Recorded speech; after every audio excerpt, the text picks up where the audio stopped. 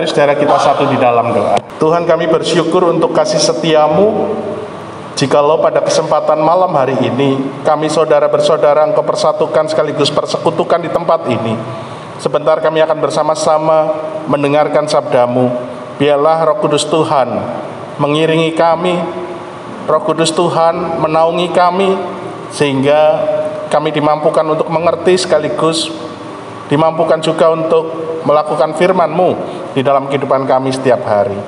Tuhan, bersabdalah, biarlah hamba-Mu juga Engkau pakai, urapi dengan Roh-Mu yang kudus, sehingga dia boleh berkata-kata seturut dengan kehendak Tuhan, dan firman yang kami pelajari pada malam hari ini boleh menjadi berkat bagi kami semua.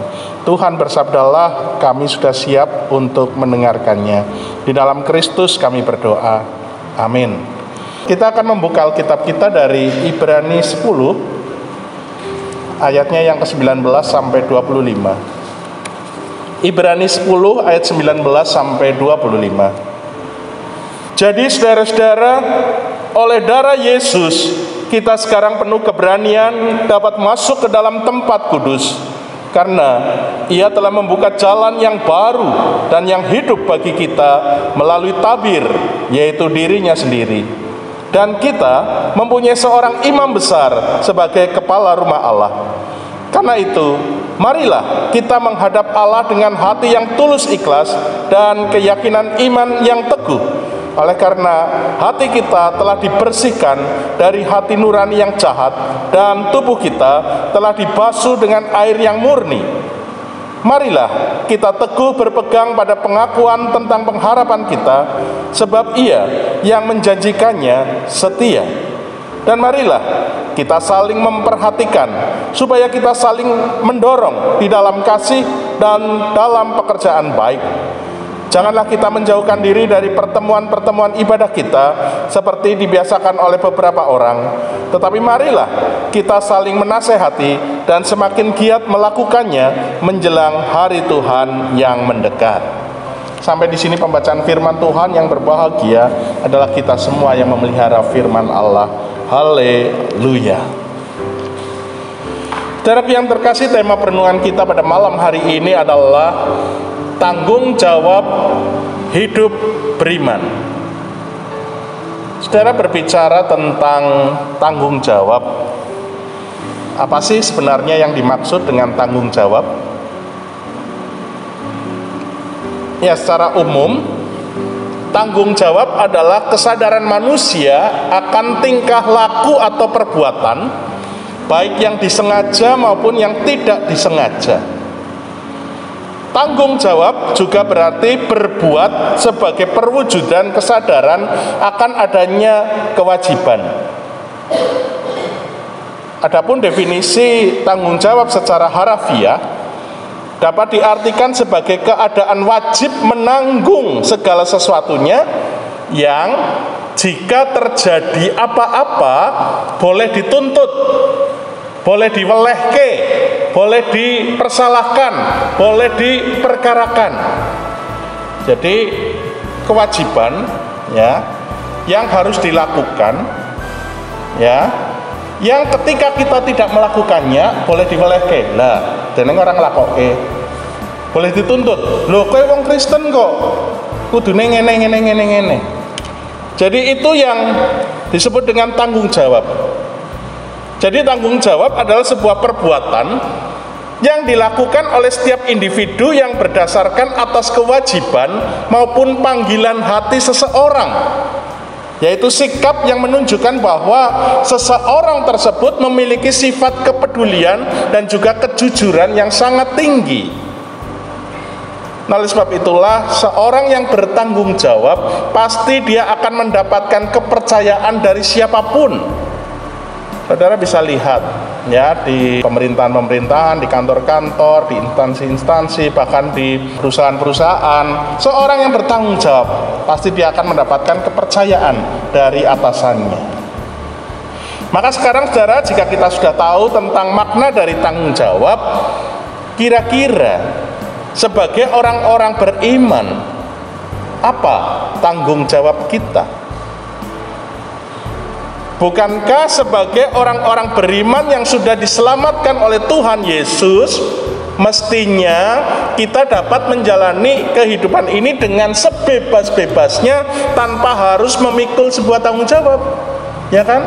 Bahwa sudah diselamatkan, kita sudah ditebus oleh Tuhan Yesus. Untuk apa lagi kita yang memiliki tanggung jawab? Nah, apakah memang demikian? Ternyata tidak. Sekalipun kita sudah mendapatkan anugerah keselamatan melalui pengorbanan Tuhan Yesus, kita tetap harus menjalani kehidupan ini dengan tanggung jawab penuh sebagai respon atas anugerah yang sudah Tuhan berikan kepada kita. Lantas, saudara, pertanyaannya apa saja tanggung jawab dari orang beriman? Apa saja? Bacaan kita pada malam hari ini Ibrani pasal 10 ayat 19 sampai 25 akan memberikan jawaban kepada kita. Mari kita cermati Alkitab kita. Perikop kita dibuka dengan sebuah pernyataan bahwa pengorbanan Kristus telah membuka jalan bagi kita untuk datang ke hadirat Tuhan yang Maha Kudus. Artinya, melalui pengorbanan Tuhan Yesus di atas kayu salib, kita sudah diselamatkan. Hubungan kita dengan Allah yang semula rusak telah dipulihkan kembali. Dengan jelas di ayat 20 dikatakan bahwa Tuhan Yesus telah membuka jalan yang baru dan juga yang hidup bagi kita. Dia sendiri yang akan memimpin kita masuk ke dalam hadirat Allah. Nah, sampai di sini tugas Tuhan Yesus telah selesai. Misinya untuk mendamaikan kita dengan Allah sudah diselesaikannya dengan begitu sempurna. Maka sekarang giliran kita adalah merespon apa yang sudah Tuhan Yesus anugerahkan kepada kita. Respon tersebut diwujud nyatakan dalam sebuah tanggung jawab. Bacaan kita hari ini Ibrani 10 ayat 19 sampai 25 akan memaparkan apa saja tanggung jawab orang-orang beriman alias orang-orang yang sudah mendapatkan anugerah keselamatan dari Tuhan Yesus. Mari kita cermati satu persatu. Yang pertama adalah tanggung jawab yang terkait dengan hati, yaitu hati yang tulus ikhlas dalam menghadap hadirat Allah. Artinya kita harus datang dengan hati yang benar, atau hati yang tulus, atau harus sepenuh hati dan tidak mekanis seperti robot yang bergerak karena ada yang menggerakkannya. Kira-kira robot itu bisa gerak sendiri enggak? Ya, robot dibiarin gitu tiba-tiba gerak sendiri enggak? Tidak. Robot baru bisa bergerak ketika ada yang menggerakkannya. Berbeda dengan kita. Kita sebagai manusia ada kesadaran sendiri untuk datang ke hadirat Allah. Jadi kita datang menghadap hadirat Allah, ya, dorongannya dari dalam hati kita sendiri, tanpa ada paksaan, tanpa ada tekanan dari pihak manapun atau karena kondisi apapun. Nah, dengan demikian kita menghadap Allah bukan hanya secara fisik saja, tetapi juga dilakukan dengan hati, yaitu hati yang tulus. Hati yang tulus adalah hati yang benar, hati yang taat, hati yang jujur, hati yang punya komitmen, hati yang tidak ada tipu daya di dalamnya. Nah, dalam hal ini sebenarnya kita dapat mengetes atau menguji diri kita sendiri. Apakah selama ini kita sudah benar-benar datang ke hadirat Allah dengan hati yang tulus. Gampang sebetulnya, saudara, di dalam kita menguji hati kita. Cara yang paling simpel, coba selama ini ketika waktunya beribadah, apakah kita benar-benar hadir karena rindu, sehingga ketika suatu saat kita berhalangan datang beribadah karena apapun, hati kita ada yang mengganjal atau ada perasaan bersalah atau tidak? Gampang sebetulnya ngetesnya, ya. Coba saudara cek. Kalau pas kita tidak bisa datang ke gereja, lalu hati kita ada yang kurang, ya, dari dalam hati kita ada yang kurang, ada yang mengganjal di dalam hati kita, atau ada perasaan bersalah, puji Tuhan, itu artinya selama ini saudara datang ke hadirat Tuhan sudah dengan hati yang tulus, ya, puji Tuhan.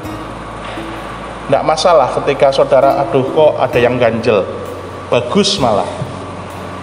Berarti hati saudara benar-benar tulus, ya, menghadap hadirat Tuhan. Sehingga hati-hatilah ketika saudara tidak bisa datang beribadah, lalu hati saudara tidak merasakan apa-apa, atau hati saudara ya biasa-biasa saja, atau bahkan ada pembenaran tersendiri. Misalnya ketika ditanya, loh Bu, kok kemarin tidak ke gereja? Dia menjawab dengan membenarkan dirinya sendiri, lah ya gimana mau ke gereja wong aku sakit, ya. Atau Pak, kenapa kemarin tidak ke gereja? Lah wong ada acara kok, ini acara penting kok, ya aku tidak bisa ke gereja. Hati-hati saudara, hati-hati. Bisa jadi selama ini saudara datang beribadah, ya, tidak dengan hati yang tulus, tetapi hanya sebagai sekedar sebuah kewajiban, atau karena supaya orang tahu bahwa saudara orang beragama. Nggak masalah kok kalau saudara sakit, ya, atau ada acara, nggak masalah. Misalnya memang nggak bisa ke gereja, tapi coba dicek, ada yang ganjel nggak dalam hati kita? Ada perasaan bersalah nggak? Ya, tapi kalau sudah nggak ada rasa apa-apa, atau bahkan ketika ditanya teman, ditanya pendetanya, ditanya ya majelisnya kenapa nggak ke gereja, kita malah membenarkan diri kita sendiri. Hati-hati. Juga saudara, pada masa-masa pandemi ini kita sebenarnya bisa, ya, menguji hati kita dengan mudah, ya. Bisa dengan mudah kita mengecek ketulusan hati kita di dalam menghadap hadirat Allah, yaitu dengan melihat sikap kita selama kita ibadah online di rumah kita masing-masing. Dari cara berpakaian atau sikap kita saja sebetulnya sudah dapat kita nilai. Sekalipun ibadah di rumah, mestinya kita juga berpakaian sopan dan juga mengikuti ibadah online dengan sopan. Lah wong ibadah kok sambil medang kopi, ya, ibadah kok sambil apa? Pegang apa? Pisang goreng, ya, sambil kakinya diangkat satu gitu, ya, kayak di warung, ya. Lah, saudara bisa menyimpulkan sendiri sikap yang seperti itu tulus atau tidak, ya, menghadap hadirat Tuhan, Raja alam semesta. Besok minggu kita akan bersama-sama merayakan hari Minggu Kristus Raja, Raja penguasa alam raya. Kita menghadap, enggak usah Pak Presiden lah, menghadap Pak RT saja kita sopan, kula nuwun, ya, pakai pakaian yang sopan. Lah, menghadap Raja alam semesta kok jegang, katokan cendak, kaosan oblong, medang kopi karo pisang goreng. Ya, saudara bisa menyimpulkan diri, tulus enggak gitu. Nah, kemudian yang kedua saudaraku adalah tanggung jawab memiliki hati nurani yang bersih. Darah Tuhan Yesus di atas kayu salib sudah membersihkan dan menyucikan kita dari kuasa dosa. Maka mari kita juga perlu mengetes hati kita masing-masing. Apakah selama ini hati nurani kita juga sudah bersih, sudah murni, atau jangan-jangan masih kotor dengan segala hal yang jahat? Adakah rasa iri, rasa dengki di dalam hati kita ketika kita melihat orang lain sukses dan hidup dalam kesenangan demi kesenangan? Atau masih adakah dendam dan rancangan-rancangan jahat kepada orang-orang yang telah menyakiti kita? Juga masih adakah akar-akar kepahitan yang masih membelenggu hati kita? Untuk poin yang kedua ini memang tidak mudah. Mungkin dalam hal iri dan dengki masih bisa kita kendalikan. Nah, tetapi bagaimana ketika menyangkut orang yang sukses dan hidup dalam kesenangan demi kesenangan itu adalah orang yang telah menyakiti kita? Jelas saudaraku, kalau kasusnya seperti itu, maka sangat tidak mudah. Karena jelas di hati kita ada dendam, ada akar-akar kepahitan, ya. Ditambah lagi orang yang sudah menyakiti kita itu, bahkan mungkin orang yang sudah membuat kita sampai terpuruk, malah hidupnya sukses, malah enak-enakan, ya. Jelas iri dan dengki juga akan timbul dari dalam hati kita, ya. Tetapi saudaraku, sesulit apapun itu, jika kita memang mau menjadi orang-orang beriman yang bertanggung jawab, maka kita harus melawan diri kita sendiri. Kita harus bisa menjaga agar hati nurani kita tetap bersih dan tak bercacat celah. Dalam hal ini, kita tidak bisa mengandalkan kemampuan ataupun kekuatan diri kita sendiri. Kita perlu memohon bantuan Roh Kudus untuk memampukan kita menjaga hati nurani kita tetap bersih. Selanjutnya saudara, yang ketiga adalah tanggung jawab untuk memiliki keteguhan pengharapan. Seorang yang beriman mestinya memiliki keteguhan pengharapan. Apa dan bagaimanapun keadaan yang diizinkan terjadi di dalam hidup kita, tidak akan menggoyahkan keteguhan pengharapan kita. Sebab secara jelas di ayat 23, janji Tuhan adalah ya dan amin, karena Dia adalah Allah yang selalu setia pada janji-janjinya. Jadi saudara, mari kita juga mencoba untuk menguji atau mengetes diri kita masing-masing. Apakah selama ini kita sudah hidup di dalam pengharapan?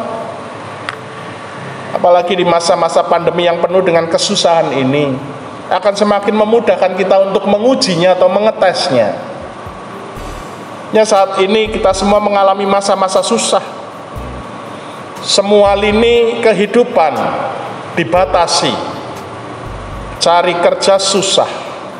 Yang sudah kerja juga kena dampak, ya, karena adanya pembatasan-pembatasan tersebut, sehingga pendapatan juga pasti berkurang.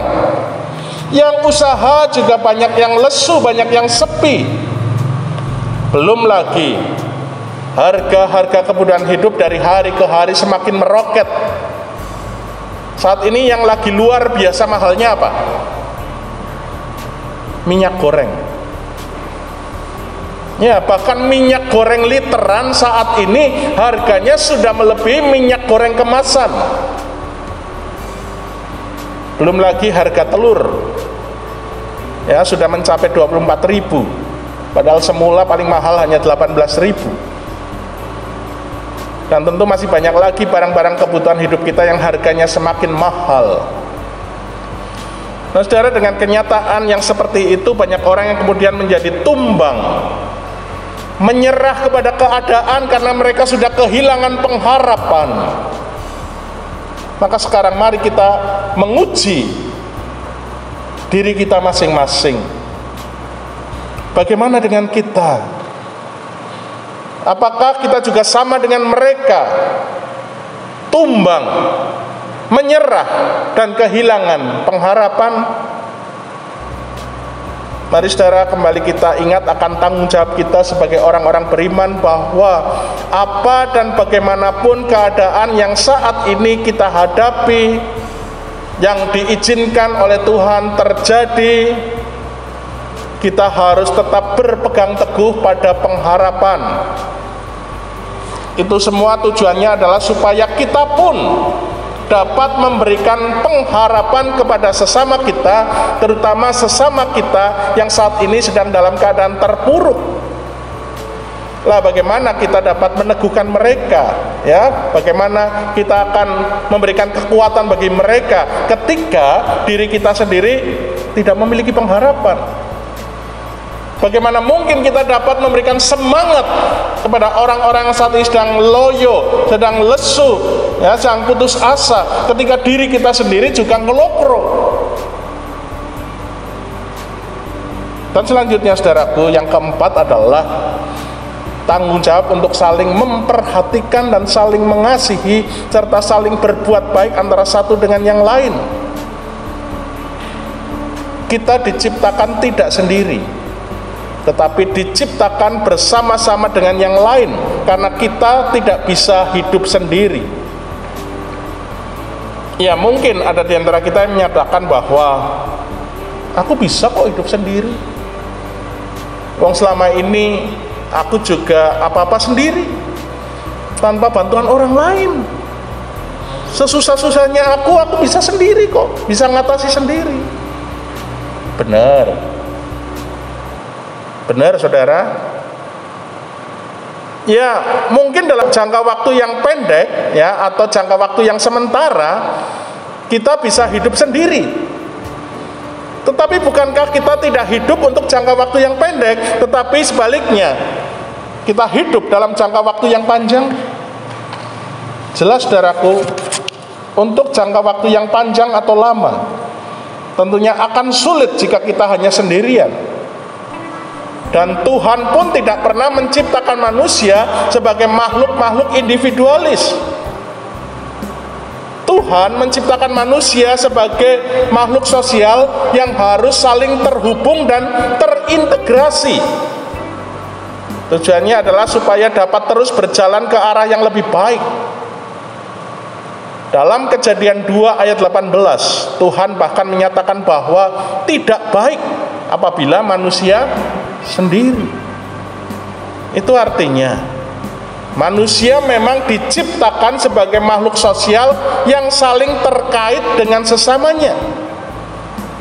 Kita adalah bagian integral dari masyarakat majemuk yang mau tidak mau, suka tidak suka, membutuhkan orang lain untuk bisa bertahan hidup. Lingkungan yang sulit, dunia yang jahat, dan sebagainya, setiap saat akan membuat kita semakin lama semakin lemah.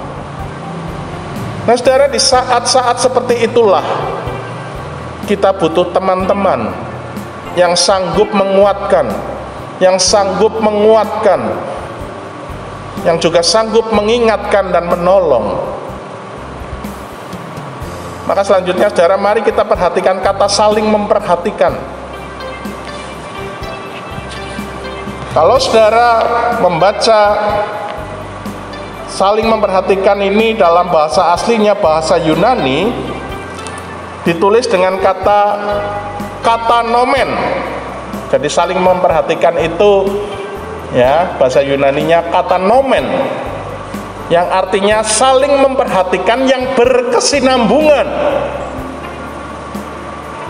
Jadi ini adalah perintah untuk saling memperhatikan yang tidak hanya dilakukan sekali atau sesekali saja atau pada saat momen-momen khusus saja, tidak. Tetapi saling memperhatikan ini harus dilakukan secara berkesinambungan dan terus-menerus, continue. Nah, oleh sebab itulah di ayat 25 diperjelas dan dipertegas lagi bahwasanya saling memperhatikan mestinya menjadi budaya gereja. Ya, saling memperhatikan ini mestinya harus menjadi budaya gereja. Di ayat 25 jelas sekali, janganlah kita menjauhkan diri dari pertemuan-pertemuan ibadah. Nah, pertemuan ibadah itu di mana? Ya di gereja. Nah, dengan realita tersebut maka muncullah tanggung jawab yang selanjutnya, itu tanggung jawab untuk setia dan rajin hadir di dalam pertemuan-pertemuan ibadah. Sebab melalui pertemuan-pertemuan ibadah di sana kita bisa saling memperhatikan dan saling menasehati.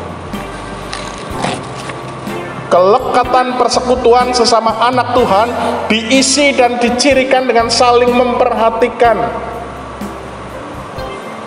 Rasul Paulus menyadari bahwa sebagai manusia kita akan lemah dan jatuh bila tidak saling memperhatikan dan saling mendorong satu sama lain. Maka dari itulah mestinya pertemuan-pertemuan ibadah janganlah hanya berpusat pada diri sendiri, tetapi kita harus peduli kepada orang-orang yang duduk di sekitar kita. Ya, sekalipun saat ini pandemi, ya ada jaga jarak, tapi mari, ya sekalipun ada jarak, ya jarak secara fisik, hati kita jangan sampai ada jarak. Kita bisa saling memperhatikan, saling menopang, ya. Ingat saudara, semakin dekat hari kedatangan Tuhan, seharusnya kita semakin giat untuk membangun hubungan yang erat dengan saudara maupun saudari kita, sehingga dalam keakraban itu kita bisa saling menasehati dan mengingatkan. Ya, bagaimana? Apakah saudara sudah paham tanggung jawab kita sebagai orang beriman? Apa saja? Ya, hati yang tulus saat menghampiri tahta Tuhan. Yang kedua, hati nurani yang bersih, yang murni. Yang ketiga, memegang teguh pengharapan. Yang keempat, saling memperhatikan, ya, saling meneguhkan, mengasihi. Dan yang kelima, tanggung jawab apa? Setia, rajin hadir dalam pertemuan-pertemuan ibadah. Sudah hafal ya? Sekarang kalau sudah hafal, tinggal penerapan atau prakteknya. Ya, percayalah saudaraku, ketika kita dapat melaksanakan tanggung jawab kita sebagai orang-orang beriman, maka kita pasti akan mendapatkan kepercayaan dari siapapun, baik dari sesama kita maupun dari Tuhan sendiri. Dan kalau kita sudah dipercaya oleh siapapun, maka kita pun dapat menjalani kehidupan ini dengan baik dan juga penuh damai sejahtera. Dan inilah misi kita di dalam dunia ini. Amin. Tuhan Yesus memberkati kita semua. Amin.